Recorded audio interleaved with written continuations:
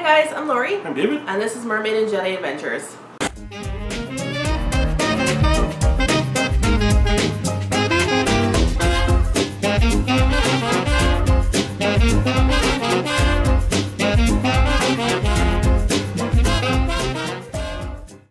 Today on Mermaid and Jedi Adventures, we're going to be talking about multi-family Disney vacations or traveling with groups of friends to Disney. So just a couple of tips that we've put together because we've traveled with friends and family before. Oh, sorry. That's okay. Yeah, we've done this a lot now. We've kind of always renting a condo or a townhouse or like a home. And for the last couple of times we've been down to Disney, Lori's always been posting on stuff like, hey, anyone wants to come to Disney, come with us. We got a free room, we got an extra room for you. Yeah. And a few people have actually taken up on our offer. So now we're going to give you some tips to enjoy your trip while you're with people. So previously, David and I have rented a vacation home with my brother and sister-in-law. We've also traveled with a single friend, and we're traveling with a small, like a smaller family, like a mom and her son, for our upcoming trip. So these are some tips that we've sort of picked up just when you're dealing with more people. Yeah. This is a no drama episode. It's just some tips that we've really enjoyed traveling with people, and just some tips we sort of have picked up sort of along the way, especially if you're like me and you're a little bit like Lori, a little bit of a hard planner and not quite as flexible as maybe you should be. This is just some, take it from me. There's a couple of good tips in here. So the first thing we want to talk about is you want to talk about the expectations and priorities with your people you're going with. Yeah. Kind of like what rides they're looking to do or what attractions they're looking to go into. Yeah. If you have a bigger group, you don't want to make sure that everybody gets on the rides they want to go on, and even just what kind of trip are they looking for? Are they looking for every day at the park, sun up to sundown, let's go? Are they looking for, yes, we want to go to the parks, but we also want to see other things in Orlando? Yeah. Or we're, some people are like early risers, let's go. Some people like to just go for half the day, like later on. So just kind of talking about your expectations for the trip, your priorities, and especially attraction priorities though. Yeah. You don't necessarily need to like book your fast passes or anything together, so we'll talk about that a little bit in a little bit, but that's definitely something to talk about. Secondly, accommodation. So there's lots of different types of places that you can stay. You can stay on property at Disney at one of the resorts. You can stay off property at a hotel or resort, and you can rent a vacation, apartment, condo, or home as well. Yeah. So we have stayed at all of these options. When it's just David and I, it doesn't really matter. Yeah. We're good with off-site, on-site. I mean, obviously we love to stay on-site, but if we're planning a more budget-friendly trip or something, we are pretty flexible. But we have found that when we're traveling with more people, for us at least, we enjoy having a vacation home or a vacation condo that has 2 bedrooms, a couple of extra, a couple of rooms, a little extra space, just because a lot of people in one space can be a lot, especially because the parks can be so crowded. You want your accommodations to be a chill zone. Yeah, and also if you're in a Disney property or like a hotel, yes, you'll be most likely to be in separate rooms. Yeah, or booking multiple rooms depending on how many people are going together. Yeah, so if you're in multiple rooms or separate rooms, kind of saying. You might be like after dinner you don't see each other kind of thing until the next morning, so you may want to actually talk to the people you're going out with and enjoying their company. And so that's why we kind of go for a condo or townhouse kind of thing or home, just because then everybody has their own space, but then there's still a common area where you can get together. And if you are planning on staying at a Disney resort or any hotel style, that's something you would have to plan ahead of time to book. I would hope that, I think that you should probably book those rooms together and mention that you want either adjoining rooms or something at least on the same floor, because especially if you're staying at a Disney resort, they are huge. So if you book all separate rooms, you could be like literally a mile apart from your family, depending on where you're staying. Yeah, so next thing you want to discuss is meals.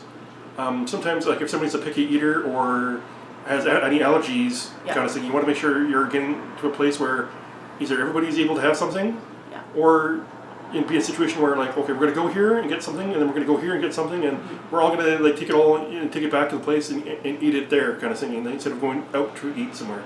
So this applies to all different things. This applies if you're making common dining reservations, on Disney property at least. You're not going to have any problems. There's a lot of accessibility for people that have dietary restrictions, but just to know that ahead of time when you're making those reservations, even just having conversations about, are we going to eat all of our meals out, or are we going to buy a bunch of meals and prepare them at our vacation home or our condo?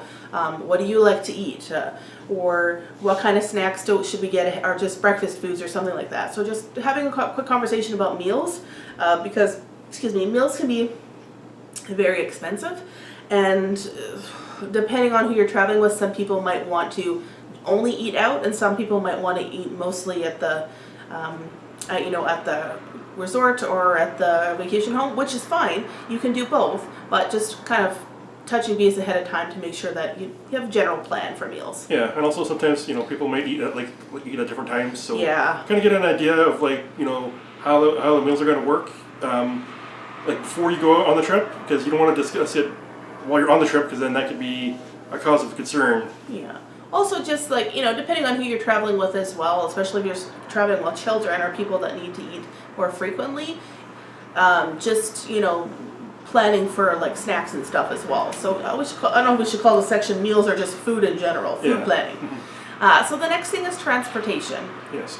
Now normally when we go out, we rent a car. Yeah. Now if you're traveling with another family, if we're all going to the same parks, you may need only one car is fine. Yeah.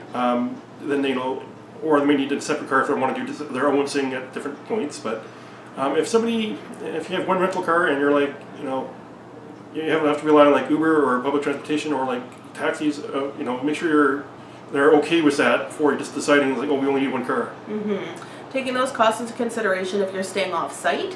Again, people have different plans. If you're staying fairly close off-site, it is not too bad. It's about $12 or $15 for a Lyft or an Uber ride.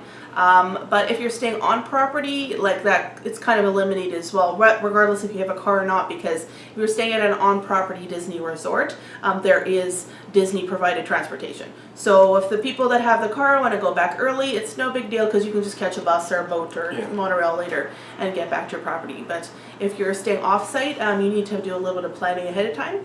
And for people that are wanting to stay longer or whatever, there's a bit of a cost associated with getting back home if the other people have gone with the car. Or you might run, if you're doing some things together and some things not, if you're going for a long period of time or you have a large group of people, maybe you want to get two vehicles. Yeah. Especially if there's different ages of guests that you're traveling with.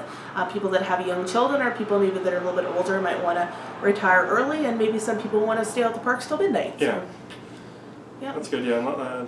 The last thing you have to be flexible with just multiple groups, because everybody will have their own opinions, and a lot of times you have to try to get everything you want to do, but you want to make sure you're not fighting to do it, kind of thing. I'm just laughing because I'm not super flexible, but I've grown to be a little flexible, and something with Disney makes me a little bit more flexible, except if I'm overheated and haven't had enough water. But being flexible, understanding that yes, it's your Disney vacation, but it's also the other person's Disney vacation, and everybody wants to do what they want to do, and everyone wants to make sure that they get in. So making sure that every voice is heard and everybody sees at least one or two of the major attractions that they wanted to go on. Being flexible as well with times or parks. I mean, obviously there's some things you can't be flexible with, but if you can be a little bit flexible, you'll have a better time at Disney, because there's little bits of Disney magic created. Sometimes you'll catch a character just having a conversation, or sometimes it rains and your plans have changed, or sometimes it's really hot and your plans have changed, or sometimes it's day 4 of your 6 days in and you're like, wow, we need a half day just to relax or something. So definitely being a little more flexible will go a long way, and it kind of, the more people, the more flexible you are, everyone will get along better. Yeah, I think what was being flexible is, if you're in a larger group, you don't all have to do the same thing at the same time. You can break it up and say, okay, who wants to go to this ride, and have your group of 8 split up kind of thing, or you can, if you even have a group of 4 people, you can be like, we're going to go do this, you go do your thing, we'll meet at Liberty Square, or we'll meet somewhere at this time and then continue our day. So, for example, when we've gone with like one of our friends that we went with before. So we went to Hollywood Studios. David wanted to try Rock and Roller Coaster, and our friend wanted to try Rock and Roller Coaster. I didn't have anything to do with Rock and Roller Coaster, but I was perfectly content with to sit in the, people watch for 20 minutes, 25 minutes with my iced coffee in the shade and just relax. And then, maybe we would do something like go to a show or something that I wanted to do, or a different ride later. Being flexible. We've had really good times with everyone we've traveled with. There's always a little bit of, gotta take other people into consideration. But for the most part, we've really enjoyed, especially people that haven't been to Disney before, like experiencing Disney is amazing. I think that multifamily and vacations and traveling with friends can just be awesome. Yeah, and I guess we have honorable mention because we always kind of like to do that. Yeah.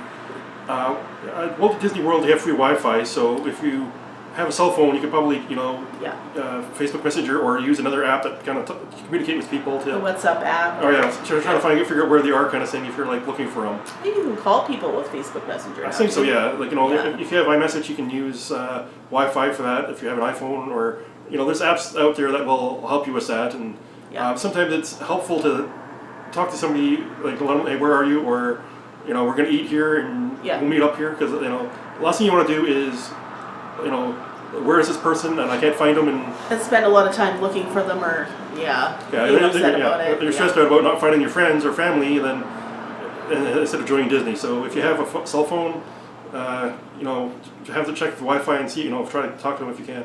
Yeah.